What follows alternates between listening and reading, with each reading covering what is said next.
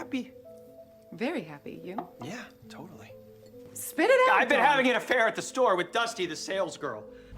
No, Mona, can we talk? Guess there's only one thing to do. You have to kill her.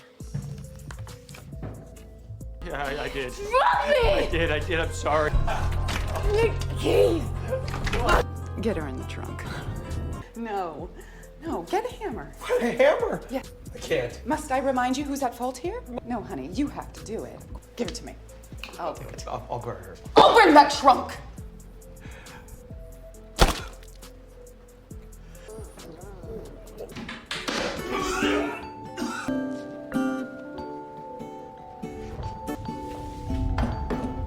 You swear to me, reach, babe, to keep and the stars up. At the start of the movie, we meet Don Champagne and his slightly uptight wife, Mona. She's passive-aggressively cleaning the house and warns the kids that if they don't stop fighting over the gaming console, she'll have to break it. On top of that, Mona keeps her perfect life journal where every single plan and desire is written down. Diet, requirements for the perfect husband and kids, house layout, garden design, you name it. Every aspect of Mona's life is strictly ruled by this master plan. Meanwhile, Don, who works at a furniture company, is talking with his partner and buddy Lace about a new client. He also meets Dusty, who shows up for a job interview. The cute girl instantly charms Don, and he pretty much hires her on the spot. Les tells him not to overthink it. Having a hottie like that around will definitely brighten up the office. After hearing his friend out, Don decides Dusty is getting the job. Back home, Don steps into Mona's perfectly curated world. She's scrubbing the kitchen with a tiny toothbrush. His wife reminds him that her parents are coming for their son Andrew's birthday, so he needs to mow the lawn. Don gets annoyed, but just walks away without arguing. Before bed, Mona reviews her planner while Don desperately hints at some bedroom action. She reminds him they only do it on schedule and then goes to sleep.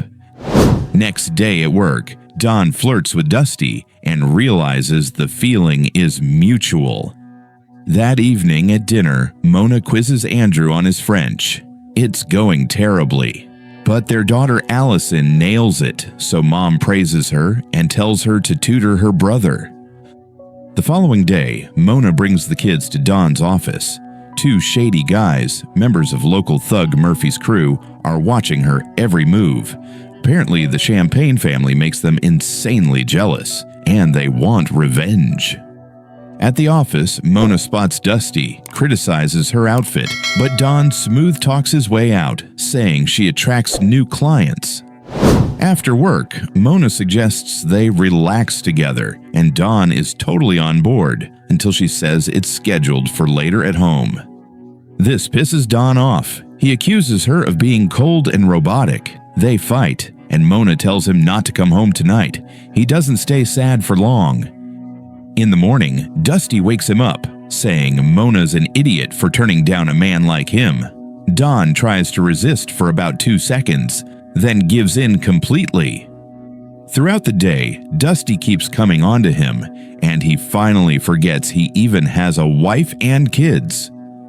Life suddenly gets exciting again. Don starts working out, feeling alive, and having fun with Dusty at the office. Andrew's birthday party arrives. Mona chats with Dusty, who later sneaks off with Don. She drops the bomb. She's pregnant and keeping the baby. Don panics and tells Les. His buddy says the only way out is to confess to Mona, pay Dusty off, and pray they don't lose the business. He suggests offering her $13,000. Meanwhile, Murphy, who turns out to be Dusty's real boyfriend, pays her a visit. Next day at work, Don offers Dusty the money and begs her not to tell his wife. She cries, saying she's not some cheap hooker. Les doesn't even believe she's actually pregnant, but Don is terrified of Mona finding out. Les insists the only real solution is to tell Mona now or live in fear forever. Don finally agrees. That night, he awkwardly confesses the affair. Mona says nothing, leaves the bedroom, comes back with her planner. Don swears it was a mistake and he doesn't want a divorce. Mona calms down when he promises to keep following the plan. Then she casually says the only way to fix this is to get rid of Dusty. Don laughs, thinking it's a joke. She's dead serious. He starts crying, saying he'll do anything except murder.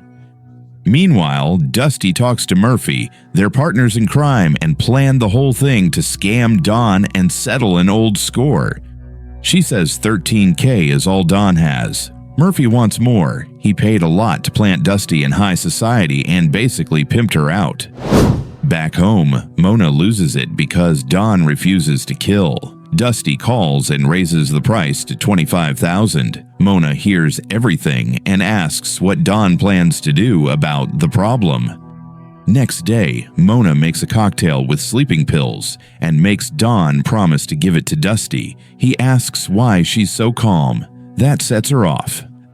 That night, Don meets Dusty, lies that he's got the cash, toasts her, and hands her the spiked whiskey. She's in a hurry and chugs it. Soon she passes out. Mona shows up, tells him to put the girl in the trunk, and looks genuinely thrilled. While Don freaks out every time Dusty twitches, Mona cheerfully asks for a hammer. She says he failed his task and now has to finish it to save the family from shame. Crying, Don begs for another way, so Mona happily does it herself. When he opens the trunk, she smiles and smashes Dusty's head.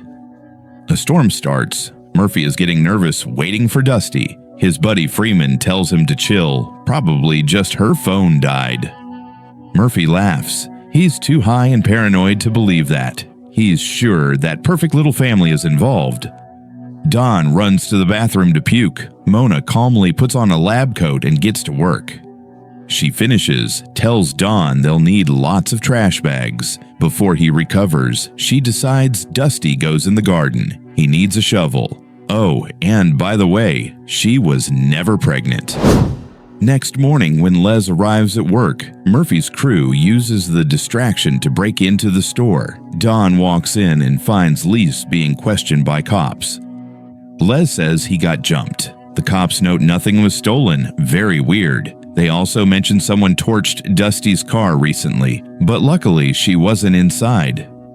Don tries to act normal but freaks out. He calls Mona. She admits she set the car on fire because she saw it on a TV show. Back home, Don sees Murphy talking to Andrew outside. The kid hands him an envelope with a photo of Mona and an address plus time. That night, Don tells Mona everything. She just laughs and suggests they pay Dusty's friends a visit and wipe them out. But first, Don meets Murphy at a club. Freeman and Benji are there too. Murphy demands $20,000 or the whole family suffers. Mona says they'll dig Dusty up and come up with a new plan. That night, Don puts on a Zorro mask, ready to handle it himself. Mona says he's not ready and goes alone. She's hiding the body in the freezer when Freeman and his girlfriend unexpectedly walk in. Don tries to warn her, but left his phone in the car. Mona sneaks toward the exit. Don arrives just after she's already killed both of them. Freeman still manages to call Murphy before dying. Mona calls the cops herself and heads home, where Don cleans up all evidence. Murphy arrives at the house, sees the bloodbath. Benji freaks out. Cops show up. It's an ambush. Only Murphy escapes. A detective tells Don they caught Dusty's accomplices. Don lies that he was just paying Murphy hush money about the affair. The cop believes him and promises not to tell Mona.